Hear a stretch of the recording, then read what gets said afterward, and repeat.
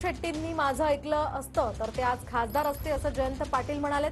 महाविकास आघाडीकडून लोकसभा निवडणूक लढा असं राजू शेट्टींना अनेकदा सांगितलं असंही जयंत पाटील यांनी म्हटलंय। तर माझी गॅरंटी घेऊ नका, माझं काही खरं नाही। जयंत पाटलांनी राजू शेट्टींना मिश्किल टोला यावेळी लगावला। शेट्टींच्या नेतृत्वाखाली ह्या माझी गॅरंटी घेऊ नका, माझं काही खरं नाही। कारण काय, तुम्हाला माझ्या मनात शंका असल्या, माझ्याबद्दल शंका असल्यामुळे तुम्हाला हमी देणंही जरा धोक्याचं आहे।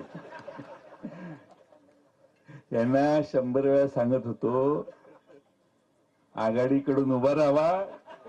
बंटी पाटलांना विचारा, बंटी पाटलांना 100 वेळा सांगत होतो आघाडीकडून उभा राहावा। यांच्या मार्फत निरोप दिलेले, निरोप देऊन देऊन दमलो। म्हटलं आम्ही तुमचाच प्रचार करणार आहे, तुम्ही आमच्याकडून उभा राहा। तर सांगायचा मुद्दा काय की ते आज खासदार राहिले असते तर लोकसभेत भाषण करता आले असते आणि ते झाले असते खासदार। ते माझा सल्लाच ऐकत नाहीत, हा माझा प्रॉब्लेम आहे। बंटी पाटील साक्षीदार आहेत।